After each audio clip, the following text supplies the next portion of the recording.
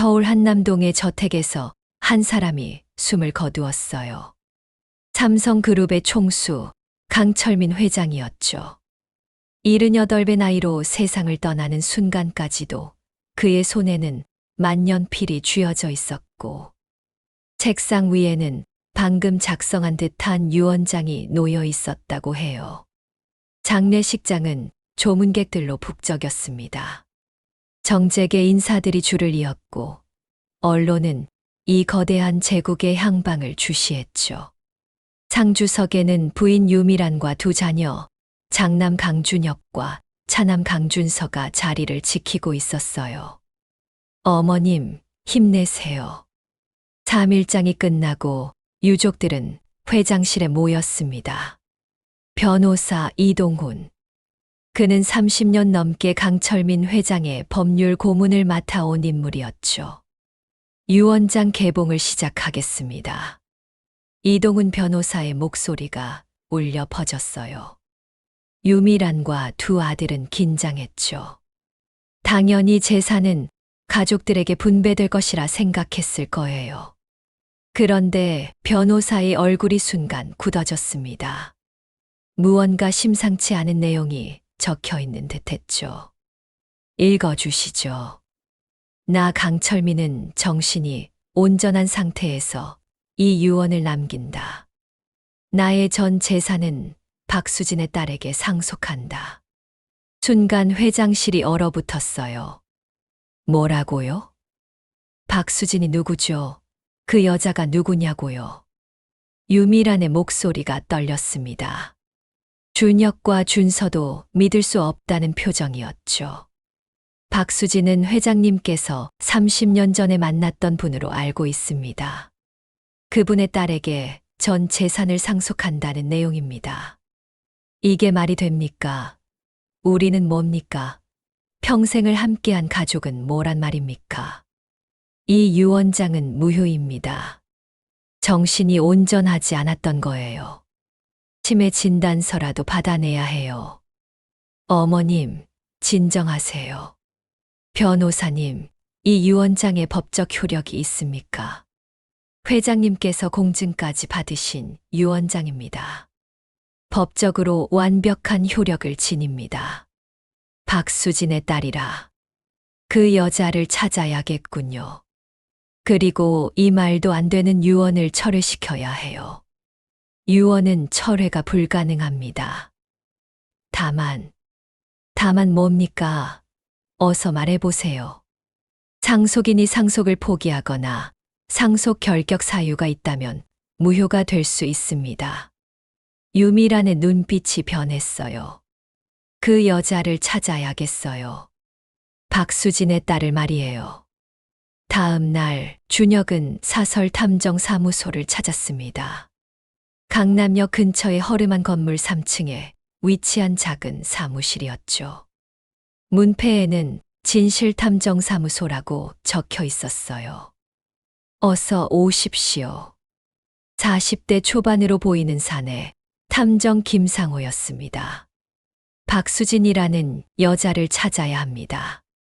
30년 전 자료부터 뒤져야 할 겁니다. 서류 봉투 안에는 두툼한 현금 다발이 들어 있었죠. 이 정도면 충분하죠. 충분합니다. 그런데 30년 전이라면 쉽지 않을 텐데요. 어떤 정보라도 있으십니까? 아버지의 오래된 수첩을 찾았습니다. 거기 전화번호와 주소가 적혀 있더군요. 복사한 종이에는 희미하게 박수진 서울 마포구 연남동이라고 적혀 있었어요. 알겠습니다. 일주일만 시간을 주십시오. 그 시각 청담동 본가에서는 유미란이 오래된 앨범을 뒤적이고 있었습니다. 30년 전의 기억들이 하나씩 떠올랐죠. 그녀는 한 장의 사진 앞에서 손을 멈췄습니다. 사진 속에는 젊은 시절의 강철민과 한 여자가 함께 찍혀 있었어요. 여자는 청순한 인상의 20대 초반으로 보였죠. 뒷면에는 수진아, 영원히 사랑해라고 적혀 있었습니다. 박수진. 유미란의 입에서 그 이름이 새어 나왔어요. 그녀는 사진을 천천히 찍기 시작했습니다. 한 조각, 두 조각, 사진은 산산조각이 났죠. 내가 모든 걸 버리고 이 집안에 들어왔는데 30년 만에 유령이 나타나서 모든 걸 가져가겠다고. 절대로 그럴 순 없어. 그녀는 전화기를 들었습니다. 준서야, 너도 알아야 할 일이 있어. 지금 당장 집으로 와. 1시간 후 준서가 도착했어요. 그는 차남이지만 형보다 더 냉정하고 계산적인 성격이었죠. 경영학과를 나와 현재 그룹의 전략기획실에서 일하고 있었습니다. 무슨 일이세요, 어머니? 앉아봐. 너한테 해줄 이야기가 있어. 유미란의 얼굴에는 복잡한 감정이 교차하고 있었어요. 사실 박수진이라는 여자는 나도 알고 있었어. 내 아버지가 나와 결혼하기 전에 만났던 사람이지. 그럼 왜 지금까지? 비밀로 했어. 그 여자는 가난한 집안 출신이었거든. 내 할아버지가 그 관계를 반대하셨고 결국 헤어졌지. 그리고 나와 결혼했어. 유미란의 목소리가 떨렸죠. 근데 그 여자한테 딸이 있었다니. 그것도 내 아버지가 전 재산을 물려줄 정도로. 형한테는 말씀 안 하셨어요? 준혁이는 감정적이잖아. 지금 뭘 어떻게 할지 모르겠어. 그래서 너한테 먼저 말하는 거야. 준서의 눈빛이 날카로워졌습니다. 법적으로 막을 방법을 찾아봐야겠어요. 유언장의 효력을 무효화시키거나 아니면 그 상속녀가 상속을 포기하게 만들어야죠. 그 말에는 섬뜩한 무언가가 담겨 있었어요. 일주일 후 김상호 탐정이 준혁에게 전화를 걸었습니다. 찾았습니다. 정말입니까? 네, 박수진이라는 여자는 28년 전에 사망했습니다. 교통사고였어요. 그런데 그녀한테 딸이 하나 있었습니다. 이름이 뭡니까? 박지은. 현재 31살이고요. 마포구에서 작은 서점을 운영하고 있습니다. 주소를 보내주십시오. 벌써 메일로 보냈습니다. 그리고 한 가지 더요? 이상한 점이 있습니다. 박지은 씨의 출생신고가 늦게 됐어요. 보통은 출생 직후에 하는데 이 경우는 6개월이 지나서 신고가 됐더군요. 그게 뭐가 이상합니까? 글쎄요, 그냥 특이한 점이라 말씀드린 겁니다. 전화를 끊고 준혁은 형제 비상회의를 소집했습니다. 어머니와 준서가 함께 모였죠. 드디어 찾았습니다. 박지은이라는 여자예요. 31살, 마포구에서 서점을 운영하고 있다고 합니다. 준혁이 건넨 사진 속에는 단발머리에 평범해 보이는 여자가 찍혀 있었어요. 책을 정리하는 모습이었죠. 이 여자가 유미란의 손이 떨렸습니다. 사진 속 박지은의 얼굴을 보는 순간 묘한 기시감이 들었죠. 어디선가 본 듯한 느낌이었어요. 어머니, 괜찮으세요? 아니야, 아무것도 아니야. 그래서 이제 어떻게 할 거니? 준서가 나섰습니다. 일단 접촉을 해봐야죠. 그 여자가 유언장에 대해 알고 있는지부터 확인해야 해요. 만약 알고 있다면? 협상을 해야죠. 상속을 포기하는 대가로 적절한 보상을 제시하는 거예요. 그게 통하지 않으면? 그럼 다른 방법을 써야죠. 세 사람의 눈빛에는 같은 결의가 담겨 있었습니다. 어떤 수를 써서라도 박지은을 제거해야 한다는. 다음 날 오후 준혁은 마포구의 작은 서점 앞에 섰습니다.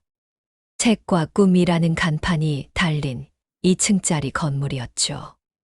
유리창 너머로 책들이 가득한 내부가 보였어요. 종소리와 함께 문을 열고 들어갔습니다. 먼지 냄새와 종이 냄새가 섞인 특유의 서점 향기가 코를 찔렀죠. 어서 오세요. 카운터에서 한 여자가 고개를 들었어요. 박지은이었습니다. 사진에서 본 것보다 더 수수한 인상이었죠. 화장기 없는 얼굴에 안경을 쓰고 있었고, 낡은 카디건을 걸치고 있었어요. 아, 네. 준혁은 순간 말문이 막혔습니다. 이 평범해 보이는 여자가 자신의 모든 재산을 빼앗아갈 상속녀라는 사실이 믿기지 않았죠. 무슨 책을 찾으세요? 아, 저는 혹시 소설을 좋아하세요? 요즘 추천작이 몇 권 있는데요. 지혜는 친절하게 미소 지으며 책장으로 안내했어요. 그녀의 태도에는 거짓이 없어 보였습니다. 진심으로 책을 사랑하고 손님을 반기는 듯 했죠. 저는 책을 사러 온 게 아닙니다. 네, 그럼 강철민 회장님을 아십니까? 지은의 얼굴이 굳어졌어요. 돌아가셨다고 들었어요. 신문에서 봤습니다. 그분과 어떤 관계죠? 제가 왜 그걸 당신한테 말해야 하는데요.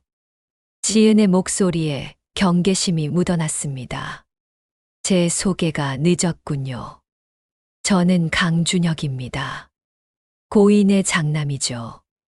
순간 지은의 얼굴에서 핏기가 사라졌어요. 뭐 하러 오셨어요? 당신도 알고 있겠죠. 유 원장 얘기 말입니다.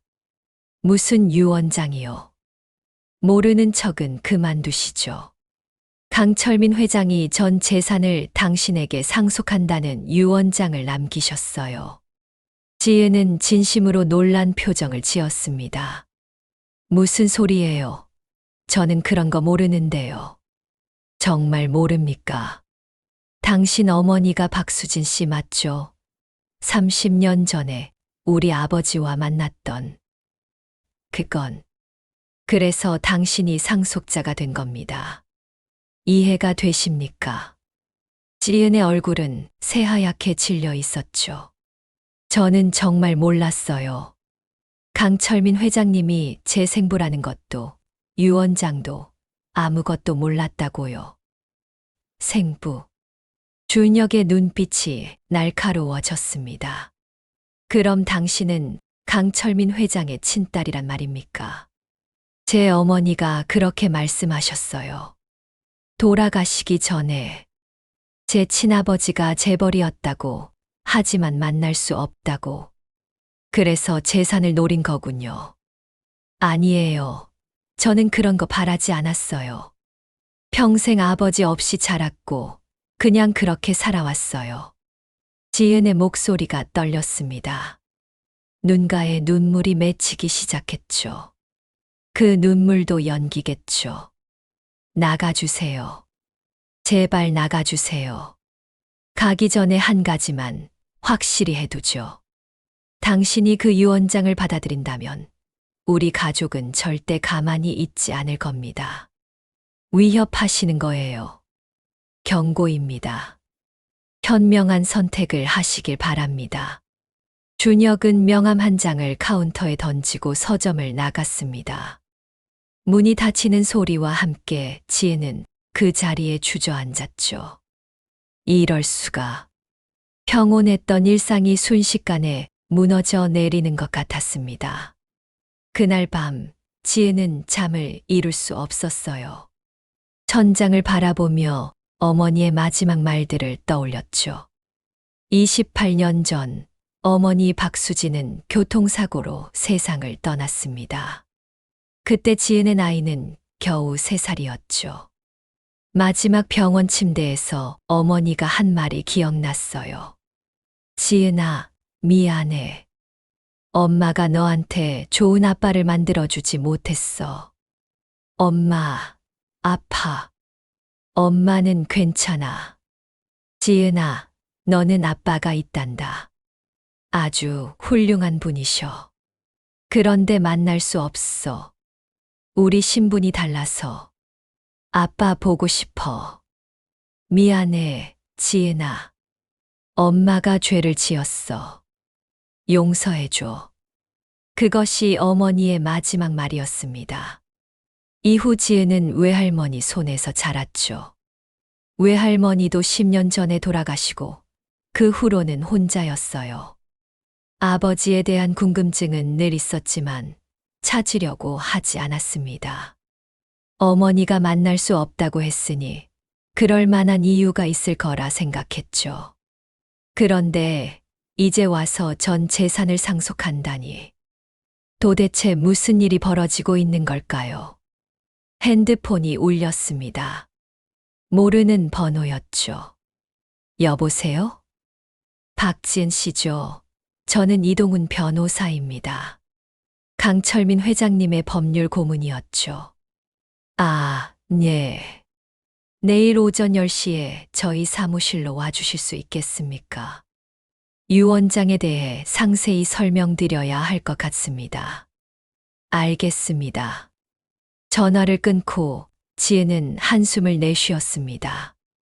내일이면 모든 게 분명해질 거예요. 다음 날 오전, 지은은 강남의 한 로펌을 찾았습니다. 30층 건물의 25층에 위치한 사무실은 웅장했죠. 유리벽 너머로 서울 전경이 내려다 보였어요. 박지은 씨, 이쪽으로 오십시오. 이동훈 변호사가 회의실로 안내했습니다. 50대 후반의 그는 온화한 인상이었지만 눈빛만큼은 날카로웠죠. 앉으시죠. 차는 무엇을 드시겠습니까? 물만 주세요. 변호사는 두툼한 서류 뭉치를 꺼냈습니다. 먼저 강철민 회장님의 유 원장 원본입니다. 직접 읽어보시겠습니까? 네. 깔끔한 필체로 적힌 문장들이 눈에 들어왔어요. 나 강철민은 정신이 온전한 상태에서 이 유언을 남긴다. 나의 전 재산은 박수진의 딸 박지은에게 상속한다. 이는 내가 평생 지고 살았던 죄를 조금이나마 갚기 위함이다. 수진아, 미안하다. 지은에게 내가 나의 딸이라는 것을 이제야 고백한다. 용서를 구하지 않겠다.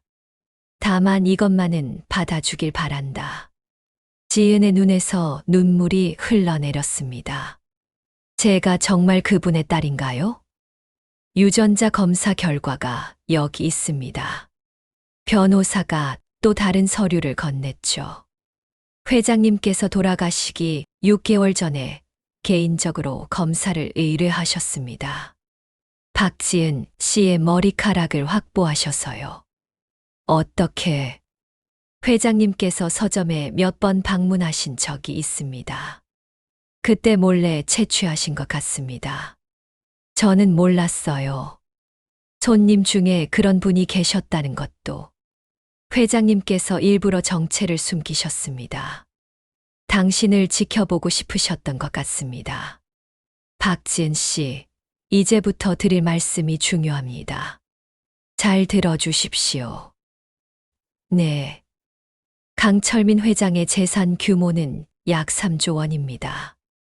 여기에는 그룹의 지분, 부동산, 금융자산 등이 포함되어 있습니다.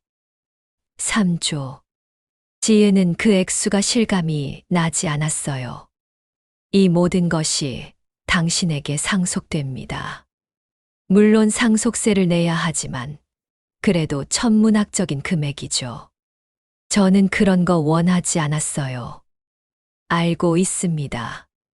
하지만 이것은 고인의 유지입니다. 그리고 변호사가 목소리를 낮췄습니다. 유족들이 가만히 있지 않을 겁니다. 이미 장남이 당신을 찾아갔다고 들었습니다. 네, 어제 오셨어요. 앞으로 더 거센 압박이 있을 겁니다. 법적으로, 그리고 다른 방법으로도. 다른 방법이요? 강씨 일가는 3대에 걸쳐 이 나라 재계를 좌지우지해온 집안입니다. 그들의 권력과 영향력은 상상을 초월합니다. 지은의 얼굴이 창백해졌죠. 제가 위험하다는 말씀이신가요? 가능성을 배제할 수 없습니다. 그래서 제가 경호원을 붙여드리려고 합니다. 경호원이요? 당신의 안전을 위해서입니다. 거부하지 마십시오. 모든 게 너무 갑작스러웠습니다. 어제까지만 해도 평범한 서점 주인이었는데 하루아침에 3조 원의 상속녀가 되었죠.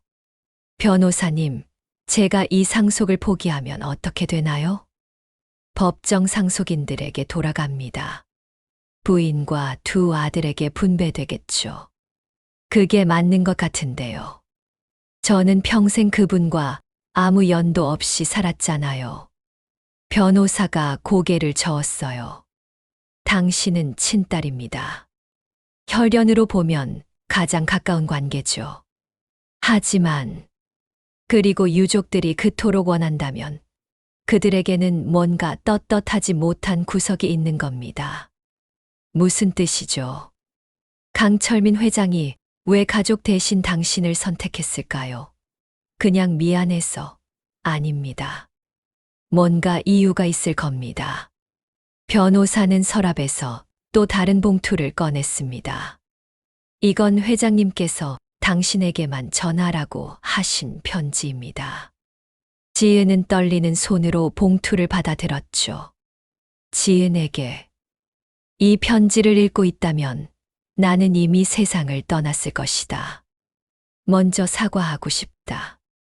너를 버린 것에 대해, 내 어머니를 지키지 못한 것에 대해.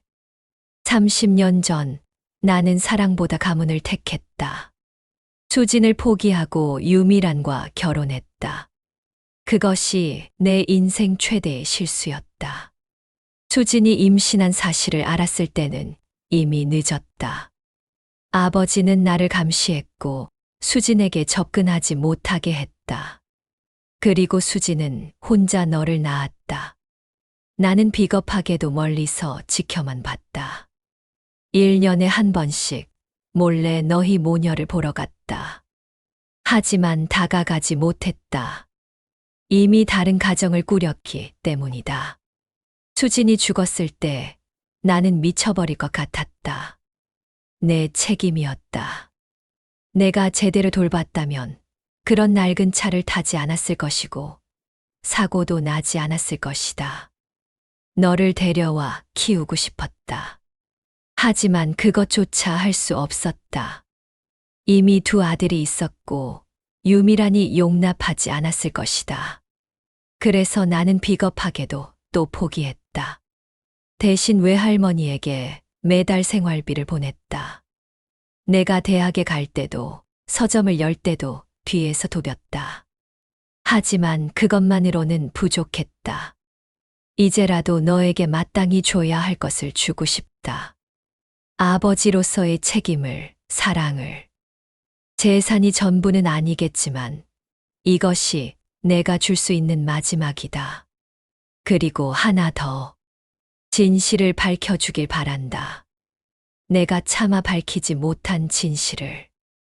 유미란에게 물어봐라. 30년 전 그날 밤에 무슨 일이 있었는지. 미안하다, 지은아. 사랑한다. 강철민.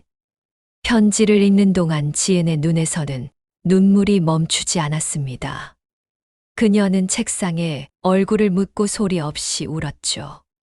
변호사는 조용히 물 한 잔을 건넸습니다. 천천히 생각해 보십시오. 결정은 당신의 몫입니다. 한참을 울고 난 후 지은은 고개를 들었어요. 눈은 붉게 충혈되어 있었지만 눈빛만큼은 확고했습니다. 상속을 받겠습니다. 확실합니까? 네. 이건 제 권리예요. 그리고 아버지의 마지막 부탁이기도 하고요. 좋은 결정입니다. 그럼 절차를 진행하겠습니다. 변호사님, 편지에 나온 진실이 뭘까요? 30년 전 그날 밤에 무슨 일이 있었던 걸까요? 저도 정확히는 모릅니다. 하지만 회장님께서 돌아가시기 전에 하신 말씀이 있습니다. 뭐라고 하셨는데요? 유미란에게 속았다고, 그녀 때문에 모든 게 잘못됐다고 하셨습니다. 30년 전, 1995년 여름.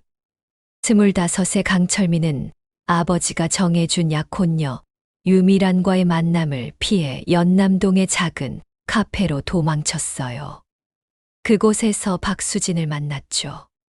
수진은 그 카페에서 아르바이트를 하는 대학생이었습니다. 23세 그녀는 청순하고 따뜻한 미소를 가진 여자였어요. 주문하시겠어요? 아메리카노 하나요. 네, 잠시만 기다려주세요. 그렇게 시작된 인연은 빠르게 사랑으로 발전했습니다. 철민은 거의 매일 그 카페를 찾았고 수진과 대화를 나눴죠. 그녀는 문학을 전공하는 학생이었고 책을 사랑했어요. 저는 나중에 서점을 열고 싶어요. 작은 곳이어도 좋으니 제가 좋아하는 책들로 가득한 공간을요. 멋진 꿈이네요. 당신은 뭘 하고 싶으세요? 철민은 대답할 수 없었습니다. 자신의 미래는 이미 정해져 있었으니까요. 아버지의 사업을 물려받고 재벌가의 장남으로서 의무를 다하는 것. 글쎄요, 아직 잘 모르겠어요. 거짓말이었죠. 하지만 자신의 정체를 밝히고 싶지 않았어요. 수진이 자신을 있는 그대로 봐주는 게 좋았거든요. 석 달 후, 둘은 연인이 되었습니다. 하지만 철민의 집안에서는 이미 유미란과의 결혼을 추진하고 있었죠. 아버지, 저는 사랑하는 사람이 있습니다. 사랑, 그런 건 나중에 해도 돼. 지금은 집안이 중요해. 하지만, 강철민, 내가 누구 덕분에 이렇게 사는 줄 아냐? 집안을 위해 희생할 줄도 알아야 해. 아버지 강대호 회장은 완고했습니다. 그는 이미 유미란의 집안과 사업상 결합을 약속한 상태였죠. 유미란은 좋은 집안 딸이야. 너한테 도움이 될 거다. 저는 수진을 사랑합니다. 그 여자가 뭔데? 가난한 집안 딸이잖아. 우리 가문에 도움이 되나? 사랑이 도움이 되고 안 되고로 따질 문제입니까? 그래, 사랑은 중요하지. 하지만 책임은 더 중요해. 결국 철민은 아버지의 압력에 굴복했습니다. 수진과 헤어지고 유미란과 약혼식을 올렸죠. 그날 밤 수진이 카페 앞에서 철민을 기다리고 있었어요. 왜 연락이 없었어요? 수진아, 미안해. 무슨 일 있어요? 철민은 차마 말할 수가 없었습니다. 하지만 수진은 이미 신문을 통해 알고 있었죠. 강철민의 약혼 소식이 사회면에 대서특필되어 있었거든요. 저 기사가 당신이에요? 수진아, 대답해줘요. 당신이 맞아요? 강 회장의 아들. 철민은 고개를 끄덕였습니다. 미안해. 말하지 못했어. 언제부터 알았어요? 아니, 처음부터 알았으면서 저를 속인 거예요? 아니야, 처음엔 말할 기회가 없었고, 나중엔 말하기 무서웠어. 내가 날 떠날까봐. 수지는 눈물을 흘렸습니다. 저는 당신을 믿었어요. 신분이 뭐든 상관없었어요. 근데 거짓말을 했다는 게 문제예요. 수진아, 정말 미안해. 그리고 결혼한다면서요? 다른 여자와? 아버지가 정하신 거야. 나도 어쩔 수 없어. 어쩔 수 없다고요? 수진의 목소리가 떨렸죠. 당신이 날 사랑한다고 했잖아요. 평생 함께 하자고 했잖아요. 지금도 사랑해. 하지만 집안이 더 중요하다는 거죠. 저 같은 가난한 여자보다. 철민은 대답할 수 없었습니다. 비겁한 사람. 다시는 제 앞에 나타나지 마세요. 그렇게 둘은 헤어졌습니다. 그리고 한 달 후 수지는 임신 사실을 알게 되었죠. 하지만 철민에게 연락하지 않았어요. 혼자 아이를 낳기로 결심했습니다.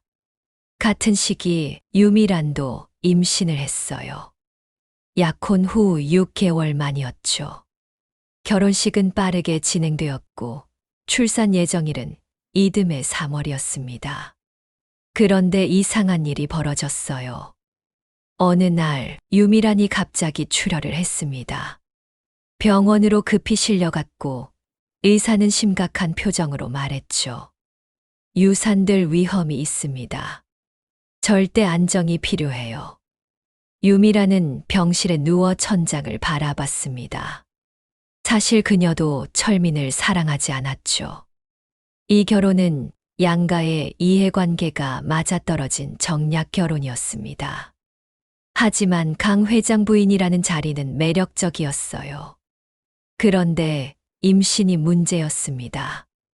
아이를 낳으면 자신의 몸매가 망가질 것이고 젊음도 잃을 것이다.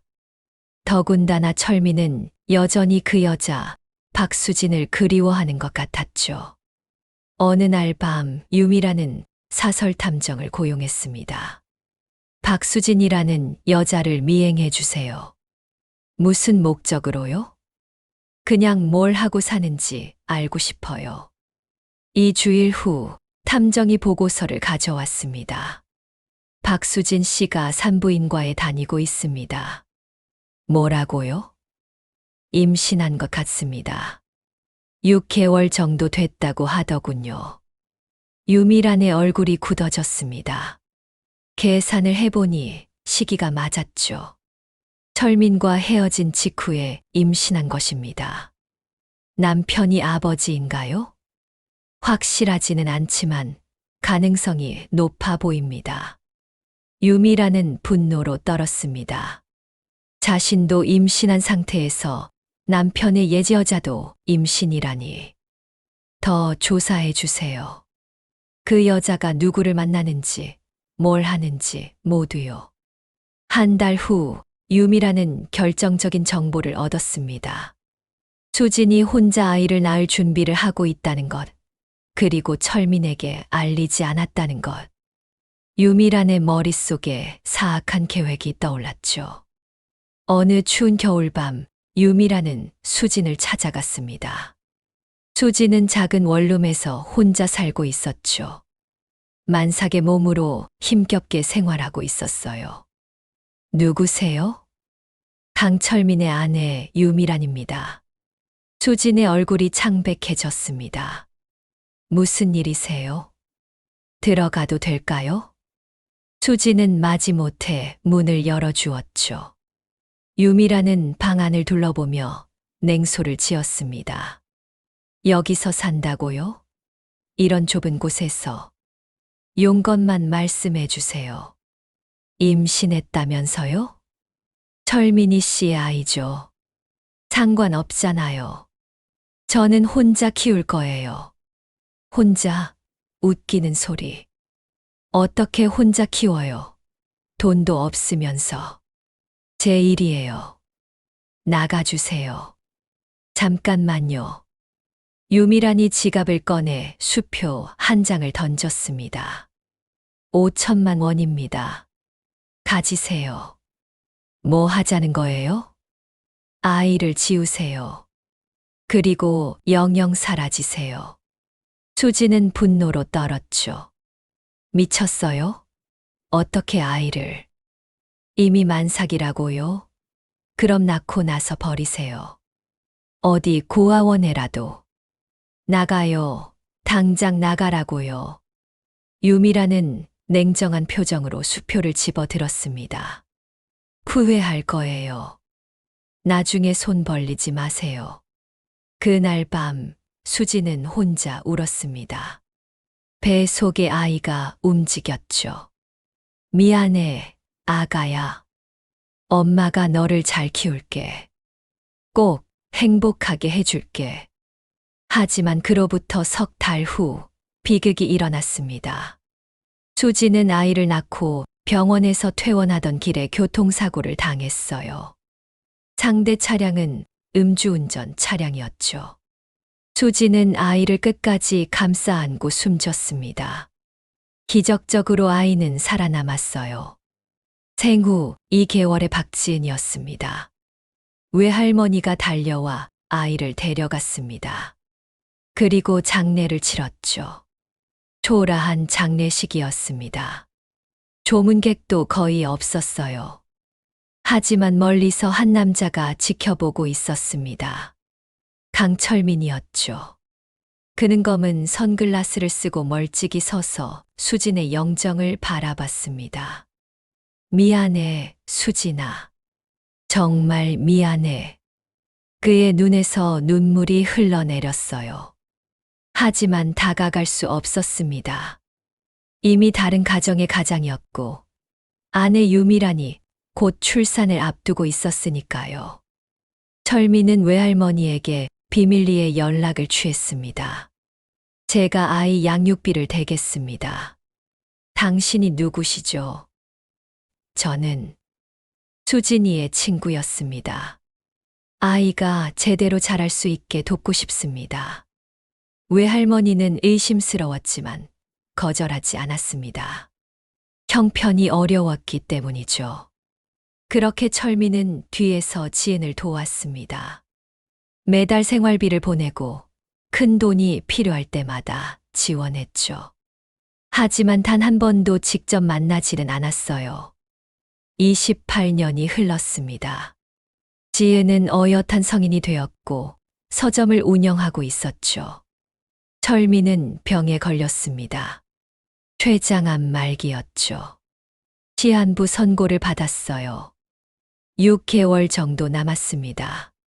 의사의 말에 철민은 담담히 고개를 끄덕였습니다. 그리고 결심했죠. 이제라도 진실을 밝히고 지은에게 마땅한 것을 돌려줘야겠다고. 그는 변호사를 불러 유언장을 작성했습니다. 전 재산을 박지은에게. 회장님 정말 그러시겠습니까? 유족들이 가만히 있지 않을 텐데요. 상관없어. 이건 내가 해야 할 일이야. 그리고 철민은 몰래 지은의 서점을 찾아갔습니다. 평범한 손님처럼 행동하며 딸을 지켜봤죠. 지은은 손님들에게 친절했고 책을 진심으로 사랑하는 것 같았어요. 수진을 닮았죠. 착하고 따뜻한 마음씨를 가진. 이 책 추천합니다. 읽어보시면 좋아하실 것 같아요. 고맙습니다. 철민은 책을 샀습니다. 그리고 그 자리에서 지은의 머리카락을 몇 올 채취했죠. 유전자 검사를 위해서였습니다. 결과는 명확했어요. 99.9%의 확률로 친부였습니다. 철민은 눈물을 흘렸죠. 딸이었습니다. 자신의 피를 나눈 딸. 미안하다, 지은아. 이제라도 아버지가 되고 싶구나. 하지만 그는 끝까지 정체를 밝히지 않았습니다. 대신 유언장에 모든 것을 담았죠. 그리고 3개월 후 강철민은 세상을 떠났습니다. 현재로 돌아와서 지은은 이동훈 변호사로부터 과거 이야기의 일부를 들었습니다. 하지만 여전히 의문이 남았죠. 편지에서 말한 진실이 뭔가요? 유미란 여사에게 물어보라고 했는데 저도 정확히는 모릅니다. 다만 회장님께서 마지막으로 하신 말씀이 있습니다. 유미란이 뭔가를 숨기고 있다고, 수진 씨의 죽음과 관련이 있을 수도 있다고. 설마, 저도 확신은 없습니다. 하지만 회장님께서 그렇게 말씀하신 데에는 이유가 있을 겁니다. 지은의 머릿속이 복잡해졌습니다. 어머니의 죽음이 단순한 사고가 아니었을까요? 증거는 없나요? 30년 전 일입니다. 증거를 찾기는 어려울 겁니다. 하지만 시도는 해볼 수 있습니다. 어떻게요? 사고 기록을 다시 조사해 보는 겁니다. 당시 경찰 보고서, 목격자 진술, 상대 운전자의 신원 등. 지혜는 고개를 끄덕였습니다. 해주세요. 진실이 뭔지 알고 싶어요. 그 시각 청담동 본가에서는 긴급 가족회의가 열리고 있었습니다. 박지은이 상속을 받아들였습니다. 준혁의 말에 유미란의 얼굴이 일그러졌죠. 그 여자가 감히. 어머니, 진정하세요. 이제 법적 대응을 해야 합니다. 법적 대응이라니? 유 원장은 완벽해. 이길 수가 없어. 유 원장이 완벽해도 상속인에게 결격 사유가 있다면 무효가 됩니다. 결격 사유, 그게 뭐가 있는데? 예를 들어 범죄 전력, 정신적 문제 또는 허위 사실로 유 원장을 받아낸 경우입니다. 무슨 뜻이야? 박지은이 정말 회장님의 친딸인지 의심해 볼 필요가 있습니다. 유미란이 벌떡 일어났어요. 그건 안 돼. 왜요, 어머니? 유전자 검사를 다시 해보면 되잖아요. 그게. 유미란은 말을 잇지 못했습니다. 그녀의 얼굴이 새하얗게 질렸죠. 어머니, 혹시 뭔가 아시는 게 있으세요? 아니야, 아무것도 아니야. 하지만 그녀의 반응은 수상했습니다. 준서도 눈치챘죠. 어머니, 솔직히 말씀해 주세요. 박지은과 관련해서 뭔가 아는 게 있으시죠? 유미라는 한참을 침묵하다가 입을 열었습니다. 알았어. 말할게.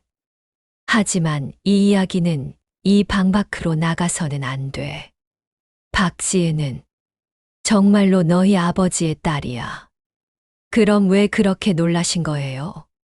그 이유는 박지은은 내 딸이기도 하기 때문이야. 순간 방 안이 얼어붙었습니다. 무슨 말씀이세요? 30년 전 나는 임신 중이었어. 그런데 합병증이 생겼고 의사는 유산될 수도 있다고 했지. 유미란의 목소리가 떨렸습니다. 그 시기에 박수진도 임신했다는 걸 알게 됐어. 같은 시기에 같은 남자의 아이를. 그래서요? 나는 끔찍한 결정을 했어. 내 아이가 유산됐어. 의사도 어쩔 수 없다고 했지. 그런데 나는 그 사실을 숨겼어. 왜요? 강 회장 부인의 자리를 잃고 싶지 않았어. 아이를 낳지 못하면 이혼당할 수도 있었으니까. 그래서 어떻게 하셨는데요? 박수진이 아이를 낳은 직후에 그 아이를 데려왔어. 두 아들은 충격에 휩싸였습니다. 거짓말이시죠? 거짓말이 아니야. 나는 박수진에게 제안했어. 많은 돈을 주고 아이를 사겠다고. 그런데 그 여자가 거절했어. 그래서요? 그래서 나는 다른 방법을 썼어. 교통사고를 꾸몄어. 뭐라고요? 어머니, 지금 뭐라고 하신 거예요? 미안해, 정말 미안해. 하지만 그때는 어쩔 수 없었어. 나도 살아야 했고. 사람을 죽였다는 말씀이세요? 박수진을 죽였다고요? 사설 탐정을 통해 음주운전자를 섭외했어. 돈을 주고. 그리고 박수진이 퇴원하는 날 사고를 내게 했지. 미친. 준서도 믿을 수 없다는 표정이었죠. 그래서 아이를 데려왔어. 박수진이 죽고 외할머니가 아이를 맡으려 하자 내가 먼저 가서 데려온 거야. 그럼 형은요? 형도 박지은처럼? 아니야. 준혁이는 진짜 내 아들이야. 1년 후에 다시 임신해서 낳은 아이지. 이게 말이 됩니까? 어머니가 살인을 저질렀다고요? 미안해. 하지만 이미 30년 전 일이야. 공소시효도 지났어. 공소시효 문제가 아니잖아요. 사람을 죽였단 말이에요. 형, 일단 진정해. 어머니 말씀이 맞아. 이미 오래전 일이고 증거도 없을 거야. 증거가 없다고 괜찮은 거야? 그게 아니라 지금 중요한 건 박지은 문제야. 준서의 눈빛이 차갑게 변했습니다. 박지은이 진짜 우리 누나라면, 그리고 그 사실을 알게 된다면? 그럼 어떻게 되는데? 모든 게 끝나. 유산 상속은 물론이고 어머니는 살인죄로. 공소시효가 지났다니까. 하지만 세상에 알려지면 우리 집안은 끝이야. 재벌가의 살인 스캔들이라니. 세 사람은 침묵에 빠졌습니다. 잠시 후 준서가 입을 열었죠. 박지은을 없애야 해. 무슨 소리야? 다른 방법이 없어. 그 여자가 진실을 알기 전에. 안 돼. 더 이상 피는 안 돼.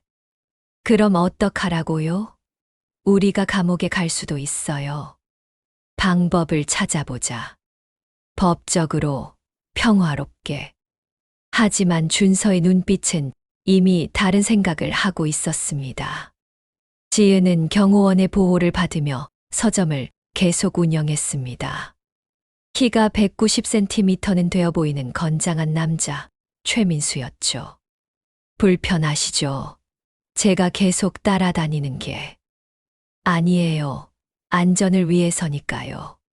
변호사의 조언대로 사고 기록을 조사하기 시작했습니다. 28년 전의 교통사고, 기록을 찾는 것은 쉽지 않았죠.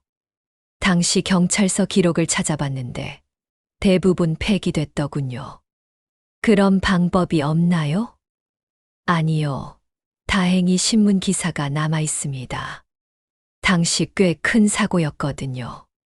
변호사가 오래된 신문 복사본을 꺼냈습니다. 1995년 12월 23일 자 기사였죠. 20대 여성 음주운전 차량에 치여 숨져. 생후 2개월 아기는 기적적으로 생존. 가해자는 누구였나요? 김태수라는 사람입니다. 당시 35세 건설 현장 노동자였다고 나와 있네요. 그 사람을 찾을 수 있나요? 이미 수소문 중입니다. 그런데 한 가지 이상한 점이 있습니다. 뭔가요? 김태수는 사고 직후 도주했다가 이틀 후에 자수했습니다. 그리고 형을 받고 복역했는데. 그런데요? 출소 직후 거액의 돈을 받았다는 증언이 있습니다. 지은의 눈빛이 날카로워졌죠. 누가 준 거죠? 그건 아직 모릅니다. 하지만 보통 음주운전 가해자가 출소 후 갑자기 부자가 되는 경우는 드뭅니다. 입막음용 돈이었을까요? 가능성이 있습니다. 그 사람을 만나야겠어요. 직접 물어봐야겠어요. 위험할 수 있습니다. 괜찮아요. 경호원도 있잖아요. 일주일 후 그들은 김태수의 행방을 찾아냈습니다. 경기도 이천의 한 작은 식당을 운영하고 있었죠. 허름한 중국집이었습니다. 간판에는 맛있는 짜장면이라고 쓰여 있었어요. 여기가 맞나요? 네, 사장이 김태수라고 합니다. 어서 오세요. 몇 분이세요? 2명이요. 뭘 드시겠어요? 주문하기 전에 여쭤볼 게 있는데요. 사장님이 김태수 씨 맞으시죠? 네, 그런데요. 1995년 12월 23일을 기억하시나요? 김태수의 얼굴이 굳어졌습니다. 그게 무슨 박수진이라는 여성을 차로 치신 적 있으시죠? 당신들 누구요? 저는 박수진의 딸입니다.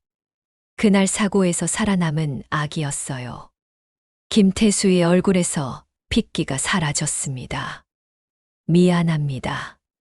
정말 미안합니다. 왜 그런 일을 하셨어요? 저도 어쩔 수 없었어요. 어쩔 수 없다니요. 사람을 죽였는데요. 누가 시킨 거죠? 돈을 받았다면서요? 김태수의 눈에는 후회와 두려움이 가득했습니다. 말할 수 없어요. 왜요? 말하면 저도 죽어요. 제 가족도 위험해져요. 하지만 진실을 밝혀야 해요. 제 어머니는 억울하게 돌아가셨어요. 미안합니다. 정말 미안하지만 말할 수 없어요. 됐어요. 이미 충분히 알았어요. 뭘 아셨는데요? 사고가 의도적이었다는 것. 누군가 돈을 주고 시켰다는 것. 그럼 누가? 유미란이겠죠. 달리 누가 있겠어요? 지은의 눈빛이 차갑게 변했습니다. 이제 직접 만나야겠어요. 유미란 여사를. 다음 날, 지은은 청담동 본가 앞에 섰습니다. 높은 담장과 철문으로 둘러싸인 저택이었죠. 무슨 일이십니까? 유미란 여사를 만나러 왔습니다. 약속이 있으십니까? 없지만 꼭 만나야 합니다. 박지은이라고 전해주세요. 잠시 후 철문이 열렸습니다. 들어오시죠. 넓은 정원과 분수대, 그리고 궁전 같은 건물이 눈앞에 펼쳐졌죠. 현관문이 열리고 유미란이 나타났습니다. 그녀는 우아한 실크 가운을 입고 있었고 화장은 완벽했죠. 어서 오세요, 박지은 씨. 처음 뵙겠습니다. 들어오세요. 차라도 한잔 하시죠. 괜찮습니다. 단도직입적으로 물어보겠습니다. 제 어머니를 죽인 게 당신이죠. 유미란의 얼굴에 순간 당황한 기색이 스쳤지만 곧 평정을 되찾았습니다. 무슨 말씀이신지 모르겠네요. 김태수를 만났어요. 그가 실토했어요. 누군가 돈을 주고 사고를 내라고 시켰다고. 그게 저라는 증거가 있나요? 아직은 없어요.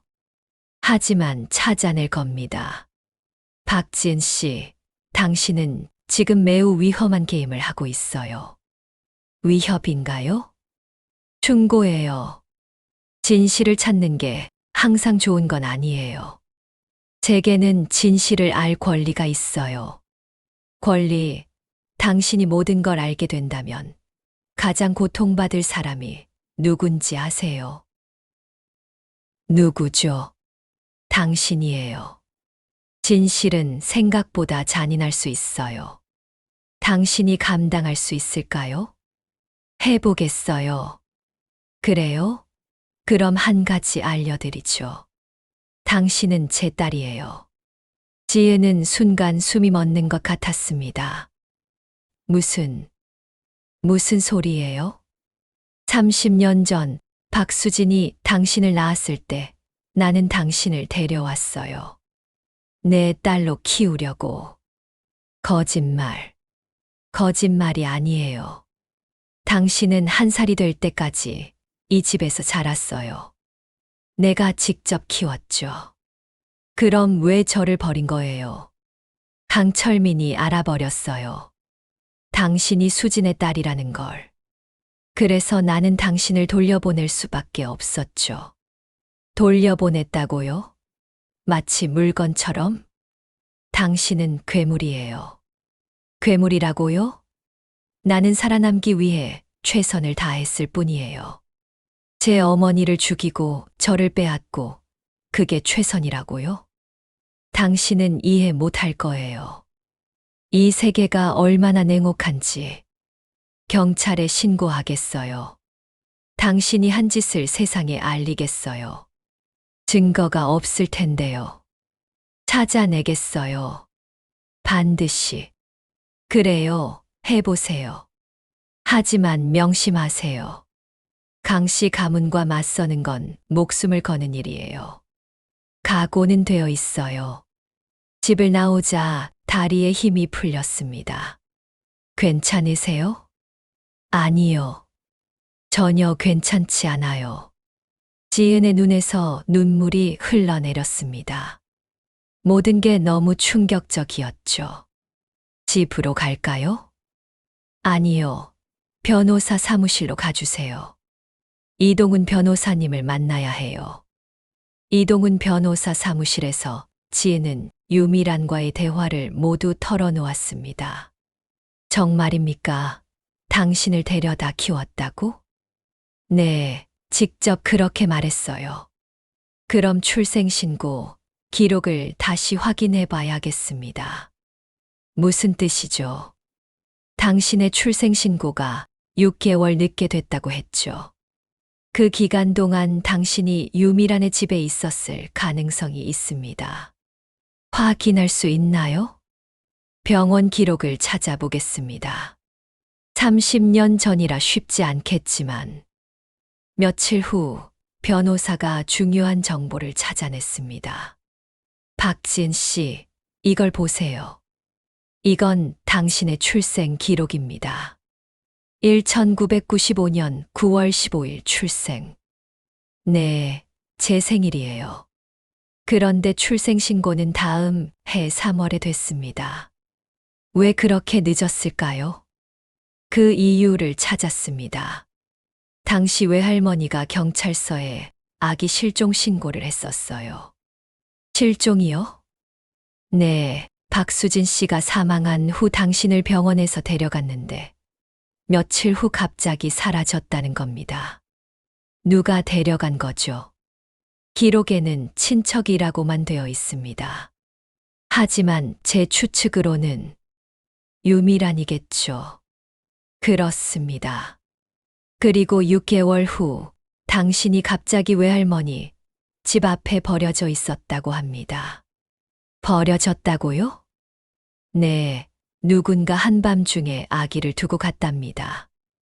쪽지에는 지은이라고만 적혀 있었대요. 그럼 제가 정말로 6개월 동안 유미란의 집에 있었다는 얘기네요. 그렇습니다. 그리고 이게 더 중요한데요. 당시 유미란 씨도 출산을 했습니다. 같은 시기예요. 네. 1995년 9월 20일 딸을 출산했다고 되어 있습니다. 그럼 그 아이는 어디 있나요? 그게 문제입니다. 출생신고는 되어 있는데 사망신고가 없어요. 무슨 뜻이죠? 두 가지 가능성이 있습니다.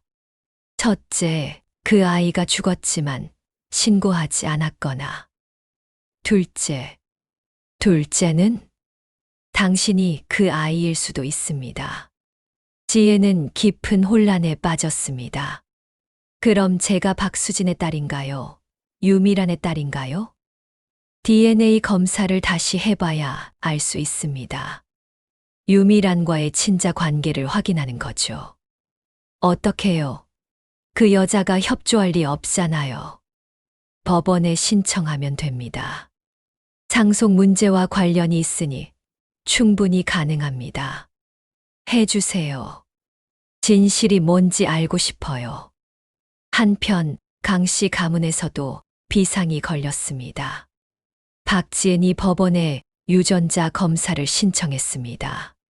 준서의 말에 유미란은 창백해졌죠. 안 돼. 그건 안 돼. 어머니, 피할 수 없어요. 법원 명령이면 따라야 해요. 그럼 모든 게 밝혀지잖아. 그래서 다른 방법을 써야 해요.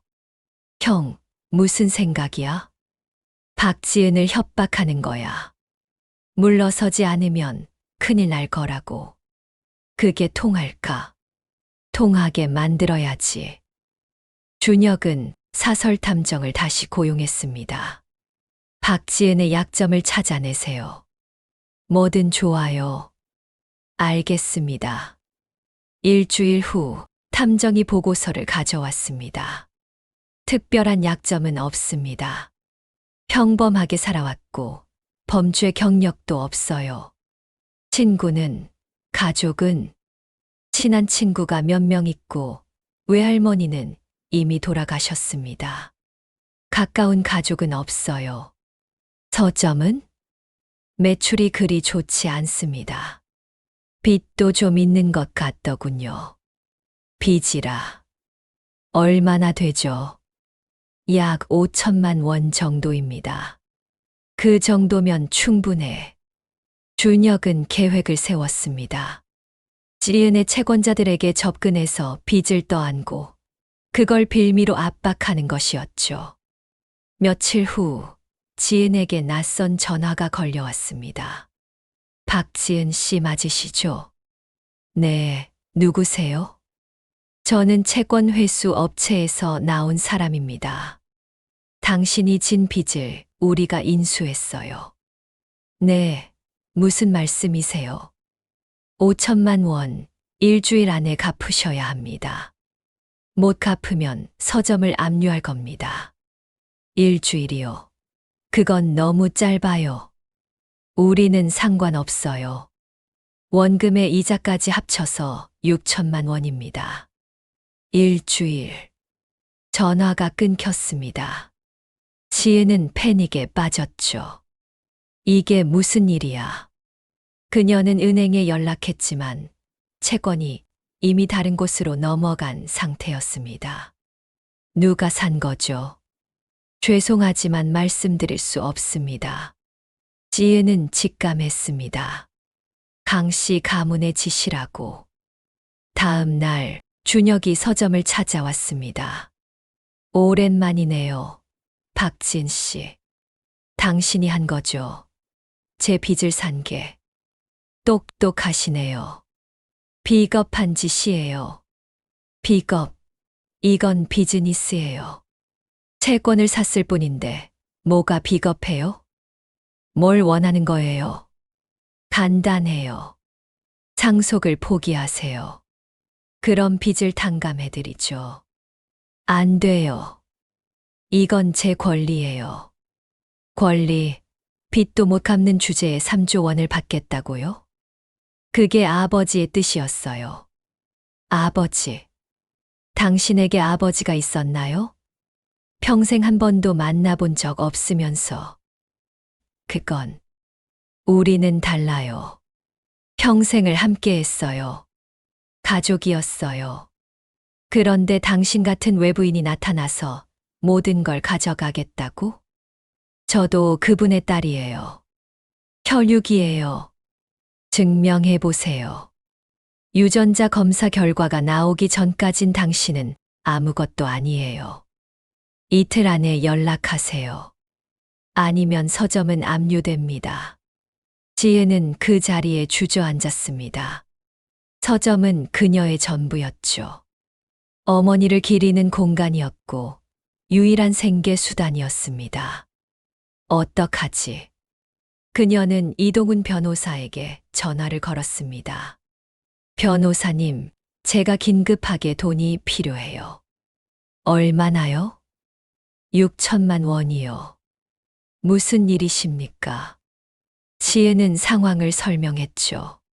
강 씨 가문의 압박이 시작됐군요. 어떡하죠? 일단 제가 6천만 원을 빌려드리겠습니다. 나중에 상속받으면 갚으시면 돼요. 정말요? 네, 걱정 마세요. 그리고 법원에 긴급히 가처분 신청을 하겠습니다. 강 씨 가문의 부당한 압박을 막는 거죠. 감사합니다, 변호사님. 하지만 지혜는 알고 있었습니다. 이건 시작일 뿐이라는 것을. 앞으로 더 큰 위협이 올 것이라는 것을요. 법원의 유전자 검사 날짜가 정해졌습니다. 2주일 후였죠. 그 사이 강 씨 가문의 압박은 더욱 거세졌습니다. 지은의 서점 앞에 정체불명의 사람들이 서성이기 시작했어요. 손님들은 겁을 먹고 들어오지 않았죠. 매출은 급감했습니다. 무서워요, 지은 씨. 저 사람들 뭐예요? 걱정 마세요. 곧 해결될 거예요. 하지만 지은도 불안했습니다. 밤에는 잠을 이룰 수 없었죠. 누군가 지켜보고 있는 것 같은 느낌이 들었어요. 어느 날 밤 서점에 불이 났습니다. 다행히 최민수 경호원이 빨리 발견해서 큰 피해는 없었지만 명백한 방화였죠. 경찰에 신고했습니다. 지은은 그을린 책들을 바라보며 눈물을 흘렸습니다. 왜 이렇게까지 하는 거예요? 그들은 당신을 겁주려는 겁니다. 포기하게 만들려고. 저는 안 포기해요. 절대로. 다음 날 경찰이 조사를 시작했습니다. 하지만 CCTV는 고장나 있었고 목격자도 없었죠. 수사를 계속하겠습니다만 증거를 찾기는 쉽지 않을 것 같습니다. 당연히 그렇겠죠. 그들은 완벽하게 준비했을 테니까. 이동훈 변호사가 찾아왔습니다. 박지은 씨, 안전을 위해 다른 곳으로 피신하시는 게 어떨까요? 도망치라는 말씀이세요? 도망이 아니라 전략적 후퇴입니다. 유전자 검사까지 안전하게 버텨야 해요. 알겠어요. 어디로 가죠? 제가 아는 안전가옥이 있습니다. 거기서 지내세요. 그날 밤 지은은 짐을 꾸려 서점을 떠났습니다. 최민수와 함께 경기도 외곽의 작은 펜션으로 향했죠. 여기서 2주일만 버티면 됩니다. 강 씨 가문도 함부로 움직이지 못할 겁니다.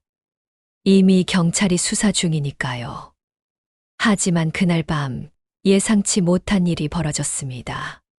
새벽 3시 지은은 소리에 깼습니다. 누군가 문을 두드리고 있었죠. 누구세요? 대답이 없었습니다. 지은은 최민수를 깨웠죠.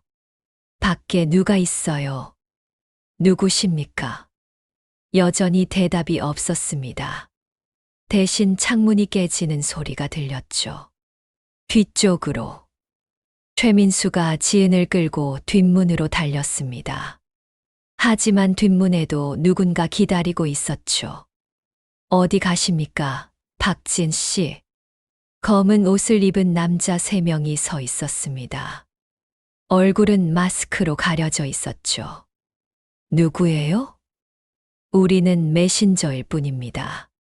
강 씨 가문이 보낸. 뭘 원하는 거예요? 간단합니다.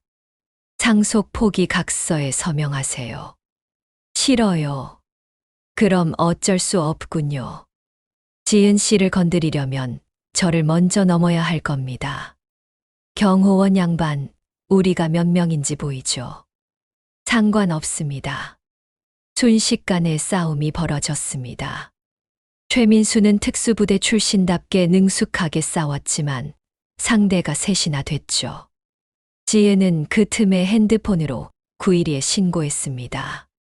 여보세요? 살려주세요. 누가 우릴 공격하고 있어요. 침착하세요. 위치가 어디십니까? 지은이 주소를 말하려는 순간 한 남자가 핸드폰을 낚아챘습니다. 조용히 하세요. 남자가 지은의 팔을 비틀었죠. 지은은 비명을 질렀습니다. 그만해. 서명하세요. 그럼 고통 없이 끝납니다. 안 해요. 완고하시군요. 마지막 기회입니다. 절대 안 해요. 바로 그때 사이렌 소리가 들렸습니다. 경찰차였죠. 경찰이다. 모두 손을 들어. 남자들은 당황하며 재빨리 지은과 최민수를 놓고 도망쳤습니다. 괜찮으세요? 네, 괜찮아요. 하지만 괜찮지 않았습니다. 팔은 심하게 부어올랐고 온몸이 떨렸죠. 병원으로 실려가서 검사를 받았습니다. 다행히 골절은 없었지만 심한 타박상이었죠.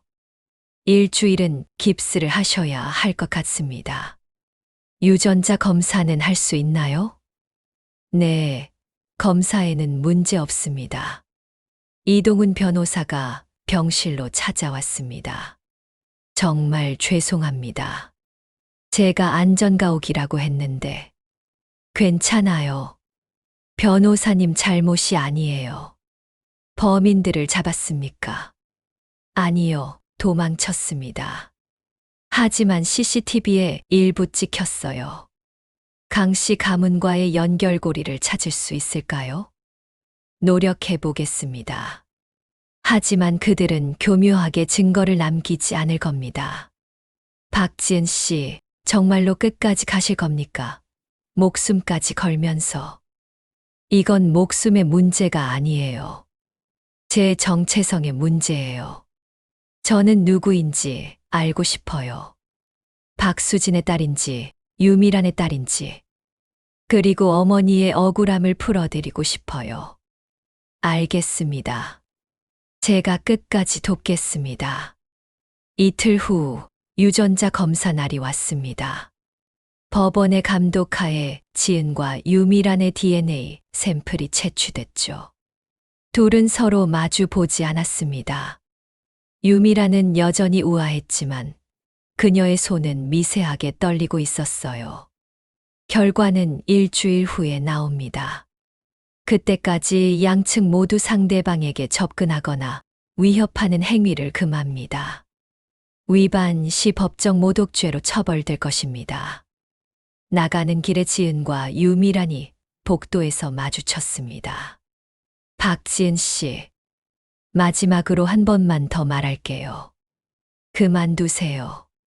싫어요. 당신이 누구든 이 싸움에서 이길 수 없어요.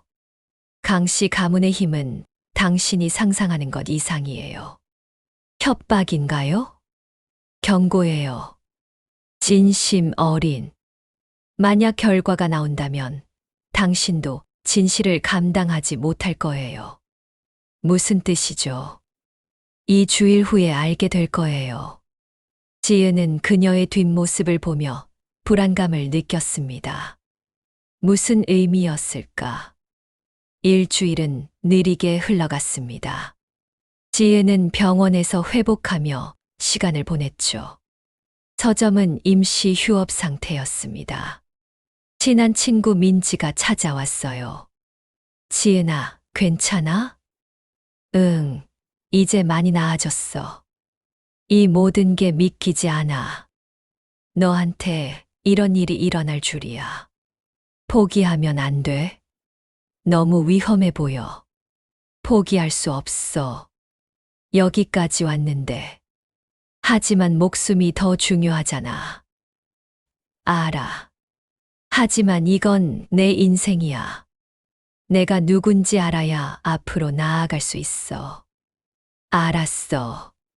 그럼 내가 옆에 있어 줄게. 고마워, 민지야. 드디어 일주일이 지났습니다. 결과 발표 날이었죠. 법정에는 양측의 변호사들과 당사자들이 모였습니다. 건너편에는 유미란과 그녀의 아들들이 있었죠. 판사가 봉투를 열었습니다. 유전자 검사 결과를 발표하겠습니다. 박지은과 유미란 사이의 친자 관계 확률은 99.9%입니다. 순간 법정이 술렁였죠. 즉, 박지은은 유미란의 친딸이 확실합니다. 지은은 머리를 얻어맞은 것 같았습니다. 유미란이 진실을 말했다. 자신은 정말로 그녀의 딸이었습니다. 하지만 판사가 다시 입을 열었죠. 강철민 회장과의 친자 관계도 확인됐습니다. 박지은은 강철민 회장과 유미란의 친딸입니다. 법정이 다시 한번 술렁였습니다. 그게 무슨 말입니까? 제 여동생이란 말입니까? 네, 유전자 검사 결과상 그렇습니다. 유미라는 창백한 얼굴로 고개를 떨어뜨렸습니다. 지혜는 혼란스러웠죠. 그럼 박수진은 누구죠? 제 어머니가 아니란 말입니까? 그 부분은 저희가 판단할 수 없습니다. 다만 생물학적으로는 유미란 씨가 친어머니가 맞습니다. 휴정이 선언됐습니다. 복도로 나온 지혜는 유미란을 붙잡았죠. 대체 무슨 일이 있었던 거예요? 박수진은 누구였어요? 미안해. 정말 미안해. 미안하다는 말로 끝낼 수 있는 일이 아니에요. 대체 무슨 일이 있었던 건지 말해주세요. 나중에 다 말해줄게. 지금은 안 돼. 유미라는 황급히 자리를 떠났습니다. 지혜는 그 자리에 주저앉았죠. 도대체 뭐가 진실인 거야? 그날 밤 지혜는 잠을 이룰 수 없었습니다. 유전자 검사 결과가 계속 머릿속을 맴돌았죠. 자신이 유미란의 딸이라니. 그럼 박수진은 누구였을까? 왜 모두가 그녀를 친어머니라고 했을까요? 다음 날 아침 이동훈 변호사가 급히 찾아왔습니다. 박지은 씨, 중요한 걸 발견했습니다. 뭔데요? 병원 기록을 더 조사했는데 1995년 9월에 같은 병원에서 2명의 여자가 출산했습니다. 유미란과 박수진이요. 네, 날짜가 겨우 7일 차이입니다.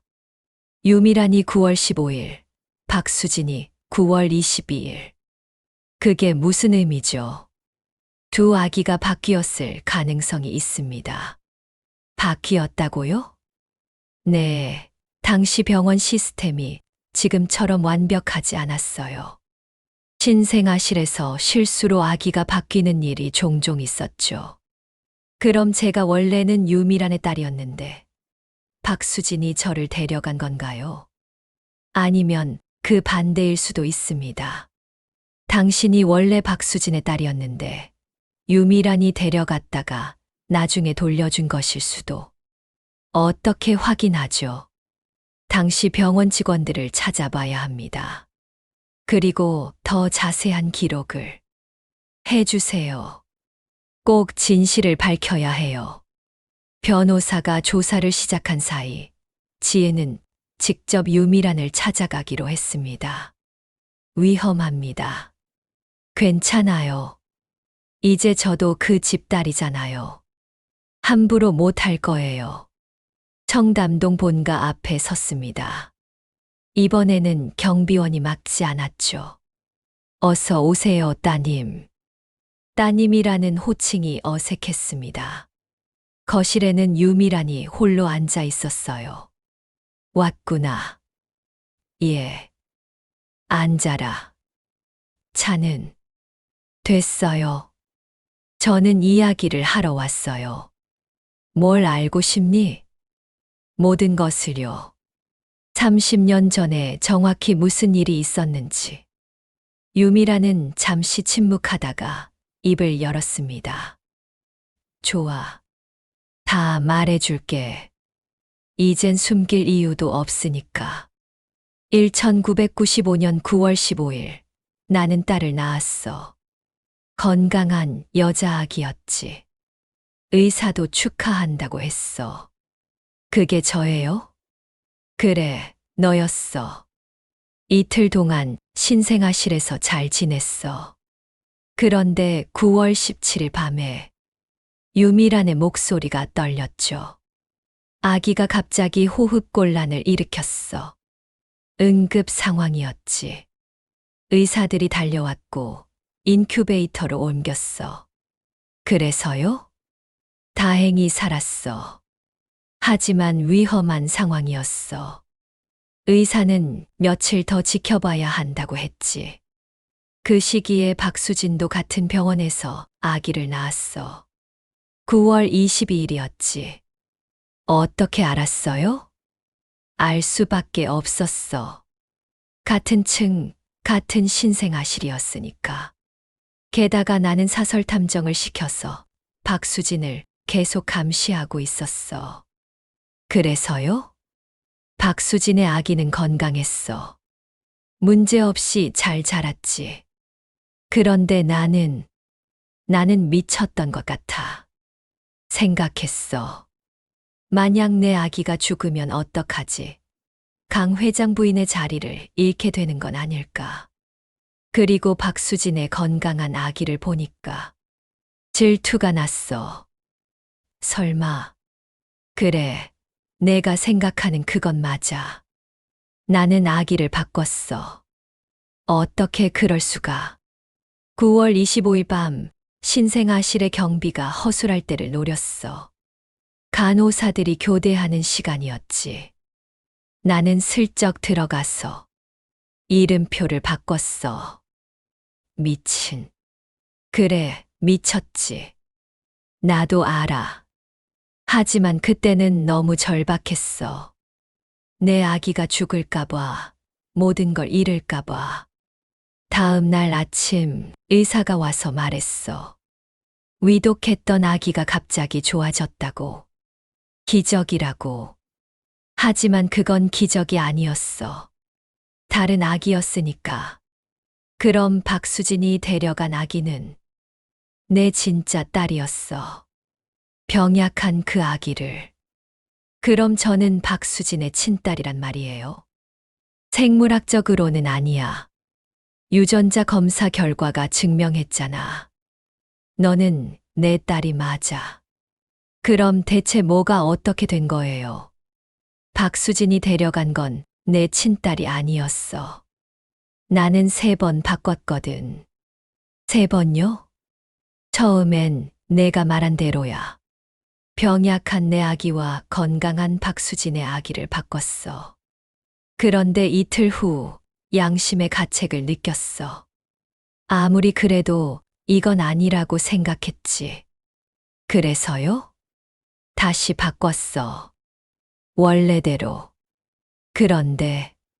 그런데 뭐예요? 내 친딸이 죽었어. 박수진에게 돌아간 지 하루 만에. 죽었다고요? 응급 상황이었어. 박수진은 신생아실에 아기를 맡겨뒀는데 갑자기 호흡이 멈췄대. 의사들이 최선을 다했지만 내가 죽인 거야. 내가 바꾸지 않았으면 제대로 치료받고 살 수 있었을 텐데. 그래서 어떻게 하셨어요? 패닉에 빠졌어.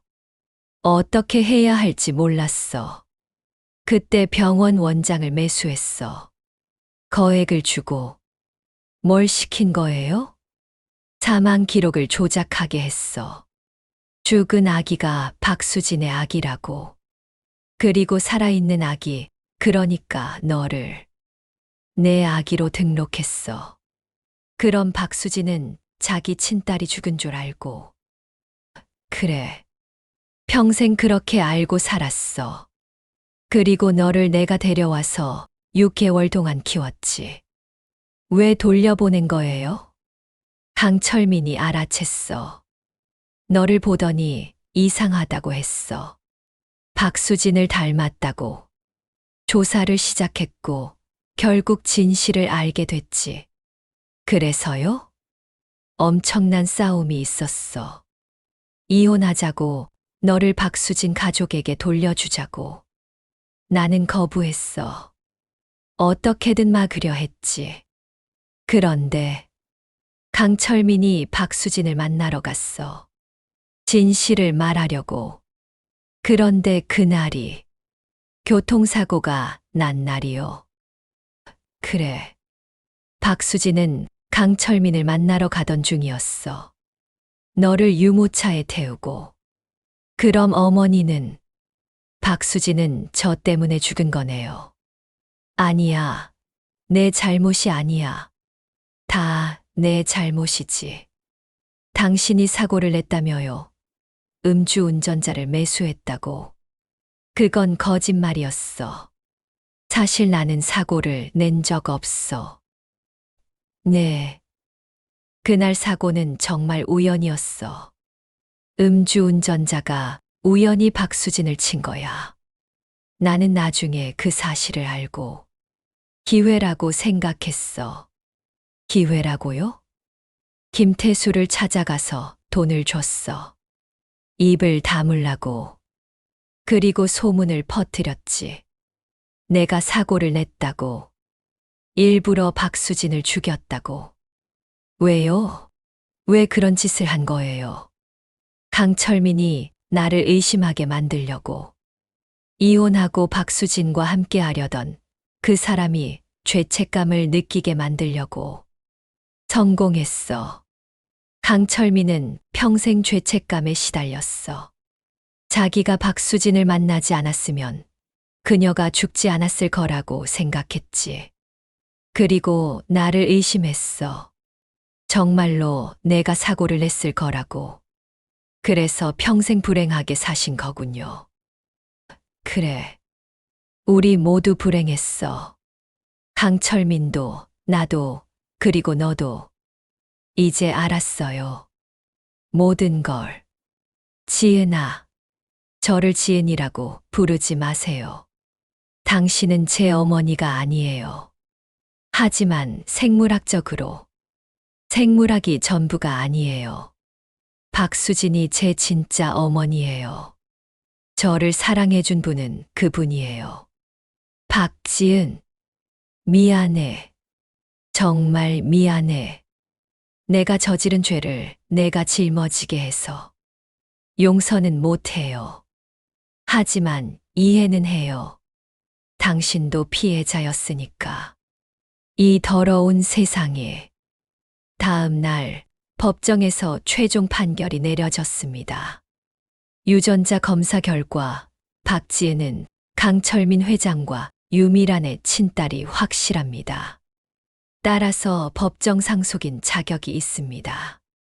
다만 고인의 유언장에 따라 전 재산을 박지은에게 상속합니다. 재판장님, 이건 불공평합니다. 저희는 평생을 아버지와 함께 했는데. 유언은 고인의 의지입니다. 법적으로 문제가 없는 이상 존중되어야 합니다. 하지만 이의가 있으시면 항소하십시오. 판결은 확정됩니다. 망치 소리가 울렸습니다. 지은은 멍하니 앉아 있었죠. 3조 원의 상속녀가 된 것입니다. 법정을 나서는데 준혁과 준서가 가로막았습니다. 축하해, 누나. 비켜주세요. 원하는 걸 얻었네. 우리 가족의 모든 것을. 제가 원한 게 아니에요. 아버지가 원하신 거예요. 아버지. 당신은 아버지를 본 적도 없잖아. 아버지라고 부를 자격이나 있어. 생물학적으로는 제 아버지예요. 생물학. 웃음내. 그럼 유미라는? 당신 엄마잖아. 왜 엄마라고 안 불러? 어디가? 아직 할 말이 남았어. 놓으세요. 우리 가족을 파괴한 대가를 치러야지. 전 아무것도 파괴하지 않았어요. 원래부터 망가진 가족이었잖아요. 뭐라고? 당신 어머니가 한 짓을 생각해봐요. 아기를 바꾸고 사람을 죽이고 거짓말로 인생을 살아온 사람이에요. 그런 사람이 만든 가족이 정상일 리 없쇼. 입 조심해. 그만하십시오. 비켜. 폭력을 쓰시면 경찰을 부르겠습니다. 형, 그만해. 여기서 문제 일으키면 우리만 손해야. 좋아.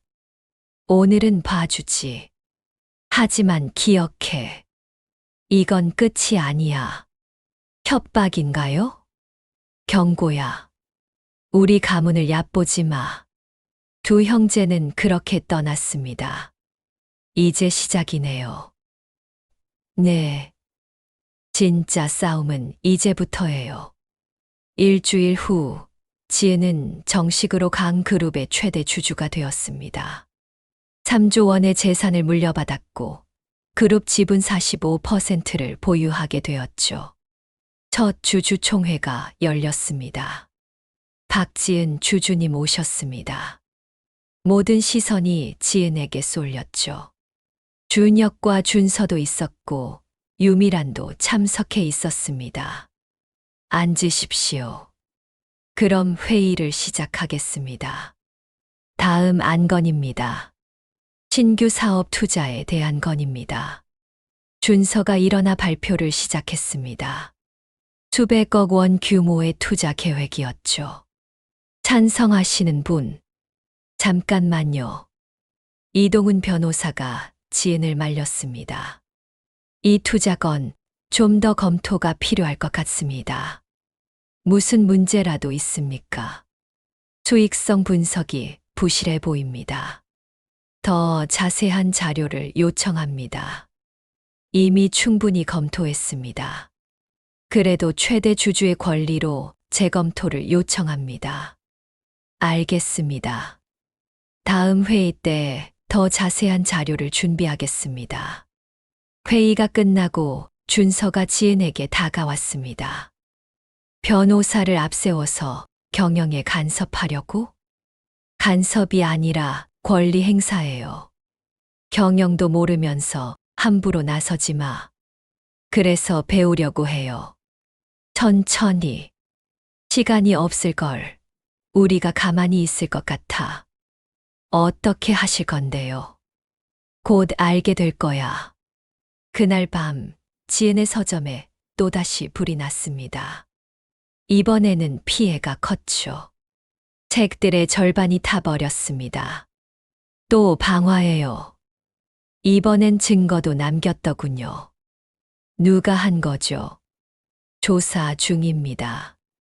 하지만 CCTV에 수상한 인물이 찍혔어요. 영상에는 검은 옷을 입은 남자가 서점에 기름을 뿌리고 불을 지르는 모습이 찍혀 있었습니다. 이 사람 잡을 수 있나요? 노력하겠습니다. 지은은 탄 책들을 보며 눈물을 흘렸습니다. 이 서점은 박수진을 기리는 공간이었죠. 그녀의 꿈이 담긴 곳이었습니다. 왜 이렇게까지?